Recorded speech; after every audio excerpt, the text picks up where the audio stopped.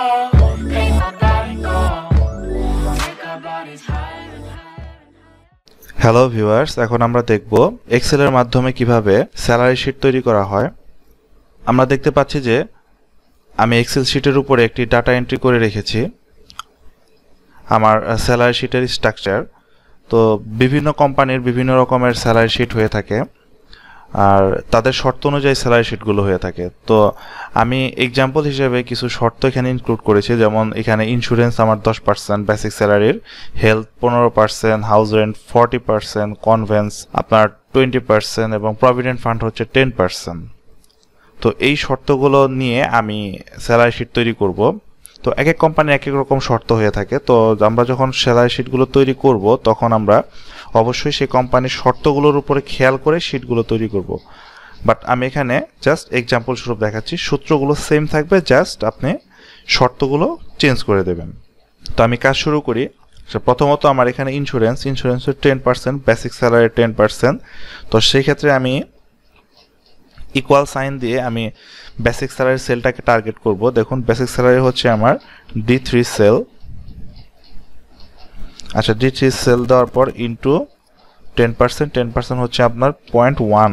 ওকে, দেন দেখুন আমার 10% চলে আসছে, 40,000, 10% হচ্ছে 4,000, সেই হিসাবে আমার 4,000 কিন্তু চলে আসছে। আচ্ছা, হেলথের ক্ষেত্রে ঠিক সেম ভাবে আবার ইকুয়াল সাইন ব্যবহার করে সেলকে টার্গেট করব। D3 সেলকে টার্গেট করলাম, তারপর হচ্ছে ইনটু সাইন দিয়ে 0.15। আচ্ছা, আমার 15% চলে আসছে 6,000। দেন হাউস রেন্ট আবার সেম ভাবে ইকুয়াল D3 ইনটু আমার 0.4, এটাও সেম ভাবে ইকুয়াল D3 ইনটু 0.2। এবং প্রভিডেন্ট ফান্ড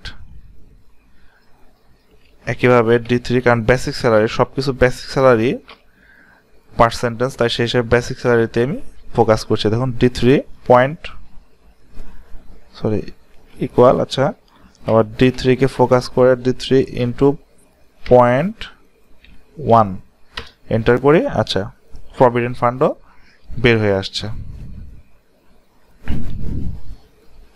তো এই ক্ষেত্রে আমরা এখন এই সেলগুলোকে সিলেক্ট করে করে প্রত্যেকটা সেলে জাস্ট এই আইকনে ধরে ডার্ক করার সাথে সাথে প্রত্যেকটা সেলে আমার সূত্রগুলো বসে যাবে এবং রেজাল্টগুলো চলে আসবে। দেখুন সিলেক্ট ঠিক এই আইকনটাতে। আচ্ছা, এইভাবে এটা তো ঠিক সেম। আচ্ছা, এখন আমার বাকি হচ্ছে গ্রোস স্যালারি এবং নেট স্যালারি। তো আমরা এখন গ্রোস স্যালারিটা বের করব। গ্রোস স্যালারির জন্য আমার যে বেসিক স্যালারি থেকে শুরু করে আমার যে স্যালারি ক্রাইটেরিয়াগুলো আছে, তো এগুলোকে আমার যোগ করতে হবে। তো দেন আমি এখানে মাউস পয়েন্টার রেখে ইকুয়াল সাম ফার্স্ট ব্র্যাকেট দিয়ে আমি সেল নাম্বারটা দেব। আচ্ছা, আমার D3, দেখুন D3 থেকে কোটেশন ব্যবহার করে আমি H3 আমি এই সেলটাকে যোগ করব। আচ্ছা, এন্টার প্রেস করি, দেখুন আমার স্যালারিটা চলে আসছে। এবং আমি যদি এখন এই সেলকে সিলেক্ট করে দেন ডার্ক করি, আমার প্রত্যেকটা স্যালারি বসে যাবে ঠিক সেম সূত্র অনুসারে। এখন আমি নেট স্যালারিটা বের করব। আমার গ্রোস স্যালারি থেকে আমার প্রভিডেন্ট ফান্ডটা মাইনাস করলে আমার নেট স্যালারিটা চলে আসবে। তো এই ক্ষেত্রে আমি এখন ইকুয়াল দেওয়ার পর আমি সেলকে টার্গেট করব, এটা হচ্ছে I3 সেল।